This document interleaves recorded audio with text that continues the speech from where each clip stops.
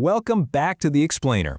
Today we're going to decode a topic that's often seen as, well, kind of complex, but it's absolutely vital: the world of equipment financing.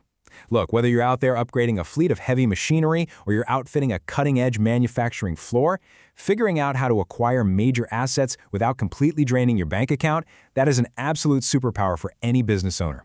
So today, we're going to transform that intimidating financial landscape into a crystal-clear, strategic playbook. Let's jump right in. Here is our roadmap for today. We're going to walk through the cash flow dilemma, explore your financing toolkit, figure out do you qualify, break down the tax benefit strategy, and wrap things up with best practices for growth. All right, let's start with Section 1, the cash flow dilemma. If you own a business that relies on heavy, expensive gear to run, you already know this pain point. There's this constant tug-of-war tension between needing the absolute best tools for the job and needing liquid capital just to survive. So how exactly do you buy a $500,000 machine without going completely broke? Cash is literally the lifeblood of your operations. Tying up massive chunks of your working capital in a single depreciating asset, that can severely choke your business's operational flexibility. You need that cash for payroll, for marketing, for those unexpected emergencies that always seem to pop up. Paying outright with cash might mean you own the asset free and clear right away, but it leaves you incredibly vulnerable. Let's anchor this in reality for a second, with a couple of specific scenarios. First, imagine you run a plumbing business. You just won this incredibly lucrative bid. Huge win, right? But then your main service van breaks down. Your operations are completely stalled, and you've got zero cash on hand to replace it. Nightmare scenario. Or, say you run an electronics manufacturing company. You desperately need a new pick-and-place machine to automate your surface mount technology line, just to keep up with customer orders. In both of these cases, standing still isn't an option. But draining your cash reserves isn't an option either. You need a bridge to get across. That brings us right to Section 2, exploring your financing toolkit. Okay, let's dive into this. That bridge we just talked about, that's exactly what we're looking at here. We need to shift our focus from the problem to the solution, and we really need to reframe how we look at things like lines of credit and equipment loans. Try not to think of them as boring bank products, but rather as your dynamic, strategic toolkit. On the one hand, you've got a traditional working capital loan. This gives you a one-time lump sum, you're making fixed monthly payments, and here's the kicker, you are paying interest on that entire amount from day one. Now compare that to a line of credit. This is completely different. It lets you draw only what you need, exactly when you need it. You get flexible payments based on what you actually use, and critically, you only pay interest on those specific funds. It acts way more like a safety net and a rapid response tool for grabbing gear the exact moment you need it. Now here's another really essential tool distinction, especially if you're dealing with larger or maybe transitioning companies. We've got to contrast equipment-only loans against CapEx, or capital expenditure loans. An equipment-only loan is secured by gear you already own. Lenders value this pretty conservatively, usually right around 75 to 80% of its forced liquidation value, which helps unlock trapped liquidity. A CapEx loan, on the other hand, is specifically for buying new equipment. And because new equipment depreciates literally the second you put it into service, which is an immediate execution risk for the bank, lenders almost never offer CapEx loans completely on their own.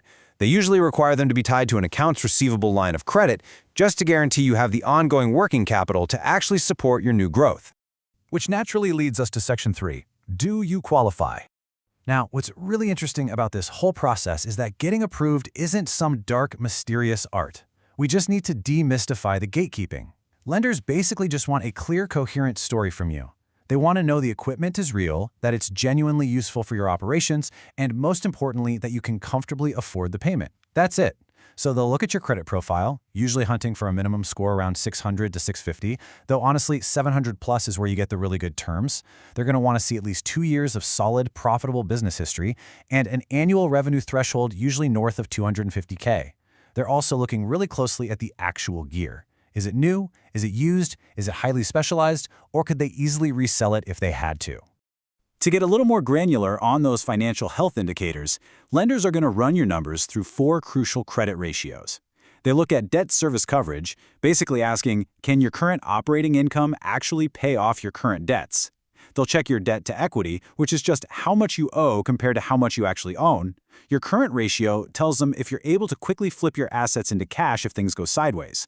And your return on assets shows how effectively you're generating profit from every single dollar invested. Cleanly presented financial statements that show strong numbers in these 4 areas, that is absolutely your golden ticket to getting approved.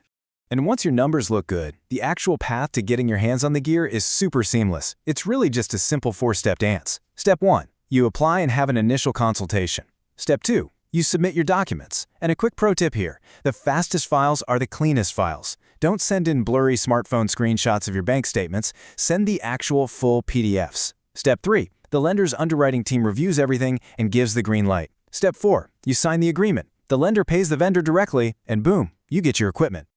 Moving right along to Section 4, the tax benefit strategy. Okay, so you've got the gear, but how do we optimize the financials on the back end?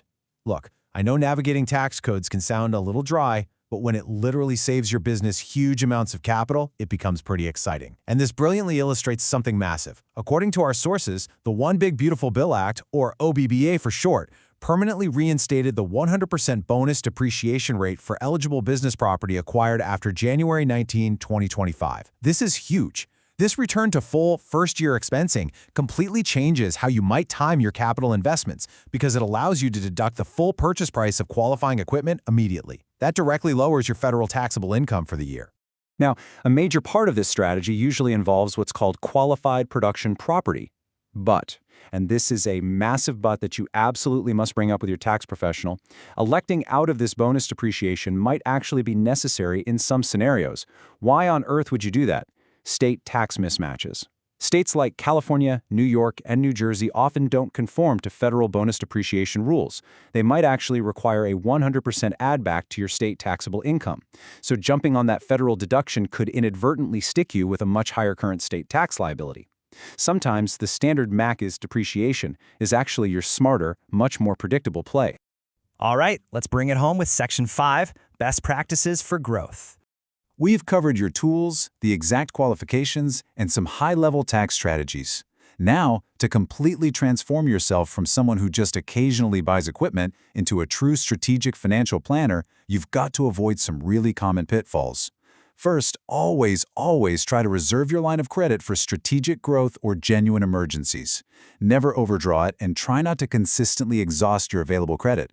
Why? Because maxing out your credit sends a glaring neon sign of financial stress straight to your lenders, and that can trigger reduced limits or just terrible terms when your annual review rolls around. You also want to avoid what we call creeping interest by setting internal spending limits way below your actual approved limit. And lastly, keep a strict wall between your fleet or equipment credit lines and your general business expenses. That ensures clean financial reporting and keeps your growth hyper-focused. Ultimately, it all boils down to this. Keep lines of credit reserved for strategic growth rather than just general business expenses. When you manage these financial tools with real discipline, making consistent on-time payments, balancing your usage with your actual earnings, you aren't just buying a truck or a new manufacturing machine. You are actively building long-term business resilience and forging a rock-solid commercial credit profile. At the end of the day, financing equipment shouldn't be some frantic, last-minute scramble every time something breaks down on the shop floor. It should be a highly calculated, proactive move. So the question is, are you ready to stop reacting to equipment needs and start strategically driving your business growth? By using the correct tools, optimizing your tax strategies, and staying disciplined with your best practices, your next major purchase isn't going to be a burden. It's going to be the exact engine that propels your business to the next level. Thanks so much for joining me on The Explainer. Keep learning, keep growing, and keep pushing forward. Catch you next time.